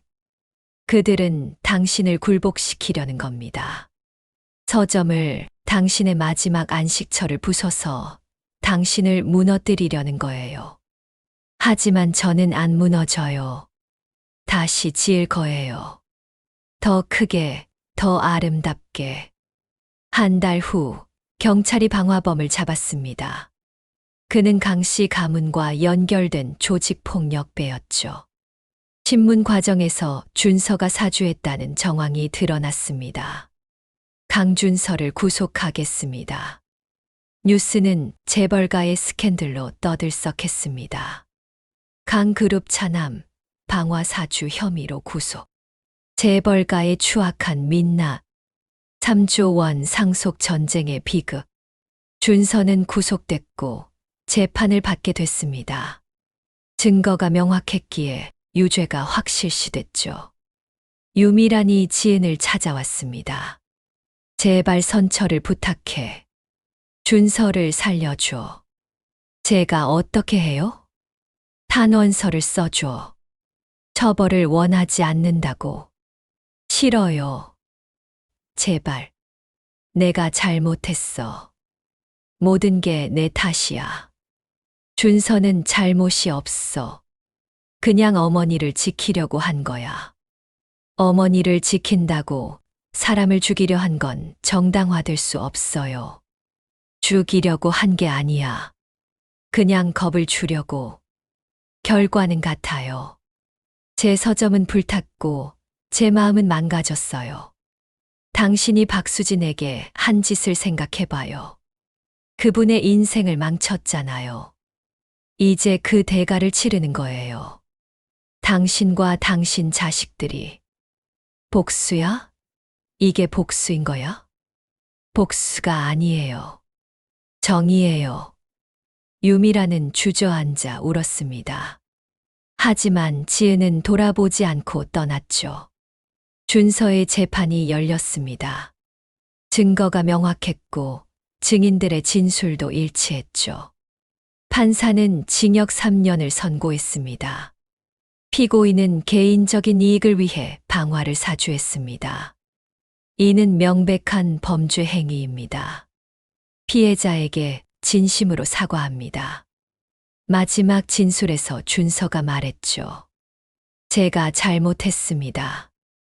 욕심 때문에, 두려움 때문에 범죄를 저질렀습니다. 용서를 구하지 않겠습니다.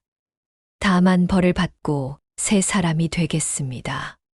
지은은 방청석에서 그를 지켜봤습니다. 복잡한 감정이 들었죠. 그는 자신의 이복 남동생이었습니다. 같은 부모에게서 태어난. 재판이 끝나고 지은은 준서에게 접견을 신청했습니다. 왜 왔어? 할 말이 있어서요. 뭔데? 미안해요. 뭐, 내가 이렇게 만든 거나 마찬가지니까요. 내가 나타나지 않았으면 당신은 범죄자가 되지 않았을 거예요. 무슨 소리야. 하지만 저도 선택권이 없었어요. 제 정체성을 찾을 권리가 있었고 아버지의 유산을 받을 권리도 있었어요. 당신도 피해자예요. 우리 모두 유미란이 만든 비극의 피해자예요. 그래서 동정하는 거야? 아니요. 이해하는 거예요. 넌 착해. 너무 착해서 이 더러운 세계에서 살아남기 힘들 거야. 살아남을 거예요. 제 방식대로. 어떻게? 증오가 아니라 용서로요. 복수가 아니라 치유로요.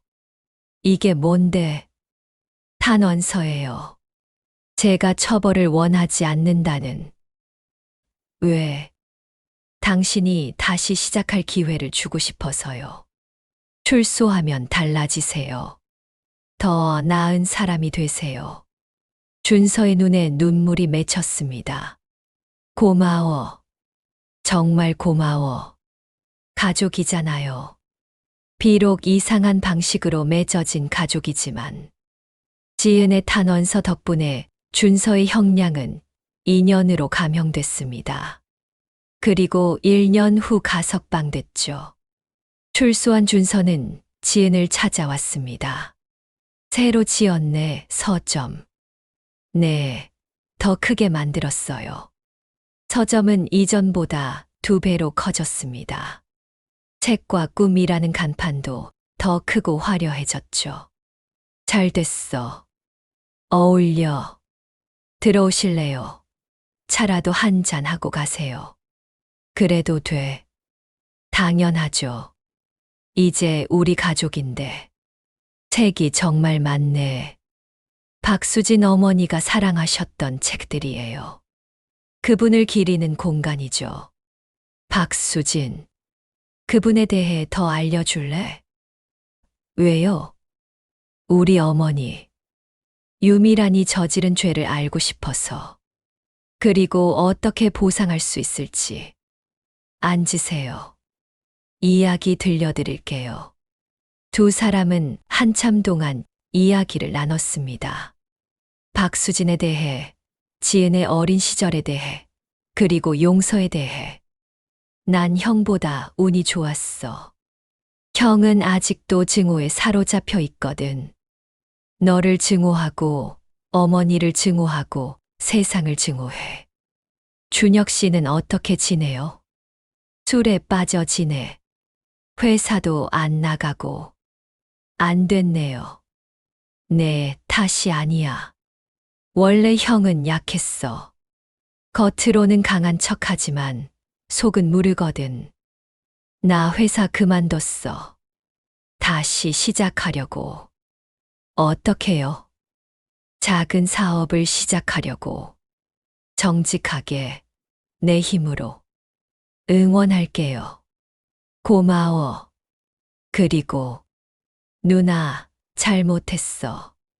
진심으로. 알아요. 이제 그만 사과해요. 앞으로만 보고 가요. 한편 유미라는 점점 병들어갔습니다. 죄책감과 우울증에 시달렸죠. 두 아들도 떠나고 남편도 없고 혼자 거대한 저택에서 외롭게 지냈습니다. 어느 날 지은이 그녀를 찾아갔어요. 왜 왔니? 안부를 물으러요. 안부, 나를? 네. 내가 내 인생을 망쳤는데 안부를 묻는다고? 망가진 건 제 인생이 아니에요. 당신 인생이에요. 전 행복해요. 아버지의 유산으로 서점을 크게 키웠고 박수진 어머니를 기리는 재단도 만들었어요. 가난한 아이들에게 책을 나눠주는 일을 하고 있죠. 그래. 하지만 당신은 불행해 보여요. 건강도 안 좋고 외롭고. 당연하지. 내가 저지른 죄값이야. 용서해드리고 싶어요.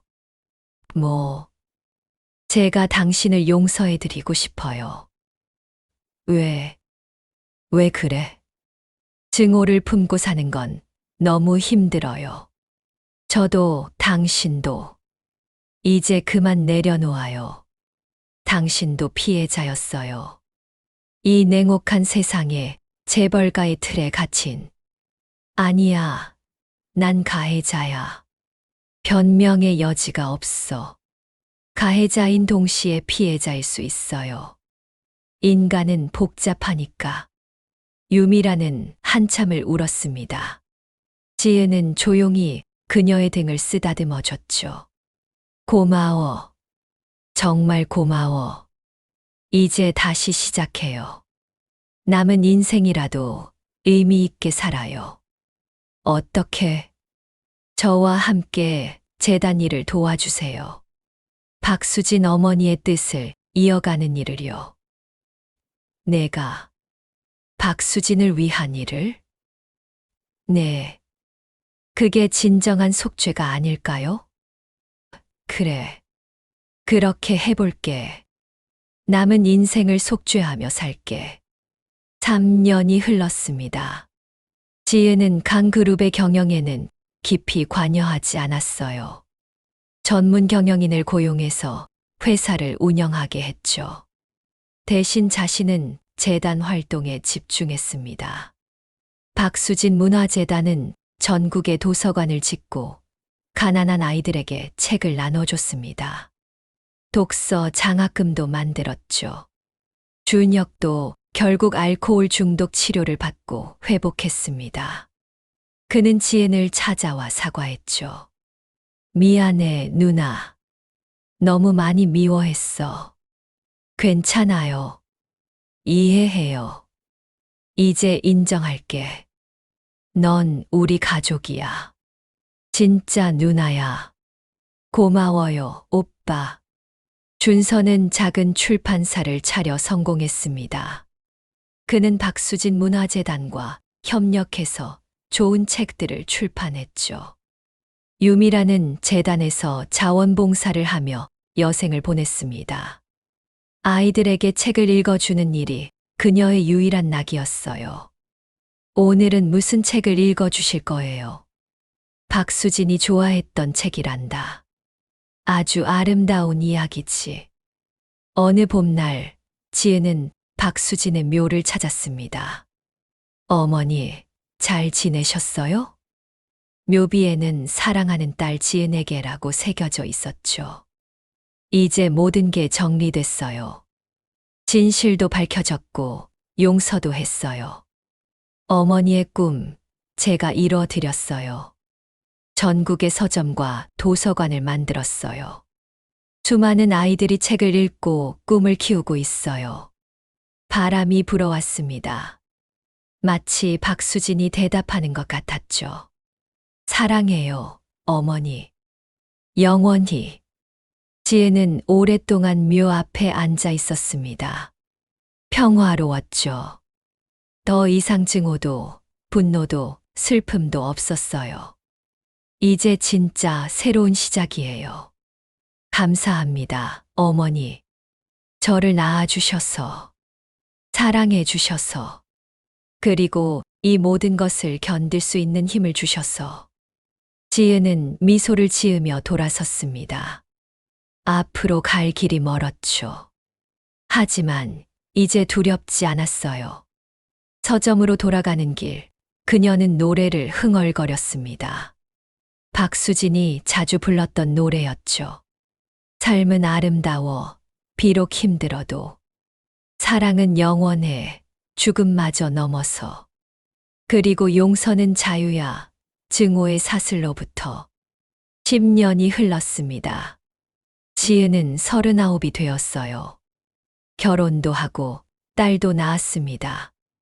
딸의 이름은 수진이었죠. 박수진의 이름을 따서 지었어요.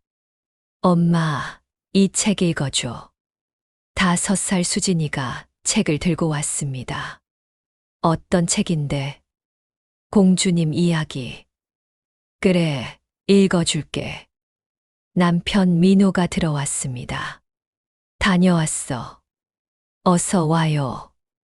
민호는 지은이 서점에서 만난 단골 손님이었습니다. 문학을 사랑하는 대학 교수였고 3년의 연애 끝에 결혼했죠. 오늘 재단 이사회 어땠어? 좋았어요. 새로운 도서관 10개를 더 짓기로 했어요. 대단한데. 벌써 100개째네. 네, 전국에 100개의 도서관. 어머니가 기뻐하실 것 같아요. 엄마, 이야기 계속해줘. 응, 그래. 옛날 옛적에 한 공주님이 살았어요. 공주님은 많은 시련을 겪었지만 결국 용서와 사랑으로 모두를 구했답니다. 와, 멋있다. 그래, 멋지지. 넌 어떤 사람이 되고 싶어? 나는 엄마 같은 사람이 될래. 그래, 넌 분명 훌륭한 사람이 될 거야. 할머니처럼, 엄마처럼. 문득 현관문이 열렸습니다. 안녕하세요. 준혁과 준서가 들어왔어요. 그들은 이제 지은의 가장 가까운 가족이 되어 있었습니다. 삼촌들, 우리 공주님 컸네. 삼촌, 선물 가져왔어요? 당연하지. 여기. 준서는 새 책을 건넸습니다. 준서가 출판한 동화책이었죠. 와, 고마워요. 가족들이 모두 모여 저녁을 먹었습니다. 유미란도 함께였죠. 그녀는 이제 80을 바라보는 나이였지만 여전히 정정했습니다. 수진아, 할머니한테 와봐. 네, 할머니. 할머니가 옛날 이야기 해줄까? 좋아요. 유미라는 손녀에게 이야기를 들려주기 시작했습니다. 사랑과 용서, 그리고 가족에 대한 이야기였죠. 지은은 그 모습을 보며 미소 지었습니다. 과거의 상처는 아물었고, 증오는 용서로 바뀌었고, 비극은 희망으로 전환됐죠. 고마워요, 어머니. 뭐가? 저를 낳아주셔서. 그리고 이제는 진짜 가족이 되어주셔서. 나야말로 고마워. 용서해줘서. 그리고 가족으로 받아줘서. 두 사람은 포옹했습니다. 길고 긴 여정 끝에 마침내 진정한 모녀가 된 것이죠. 밤이 깊어갔습니다. 가족들은 웃고 떠들며 행복한 시간을 보냈어요. 지은은 창밖의 별을 바라보며 생각했습니다. 어머니, 보고 계세요? 우리 모두 행복해요. 당신 덕분이에요. 별이 반짝였습니다. 마치 대답하는 것처럼. 지은은 미소 지으며 가족들에게로 돌아갔습니다. 그렇게 재벌가의 암투는 끝이 났고 새로운 이야기가 시작됐죠. 사랑과 용서의 이야기가.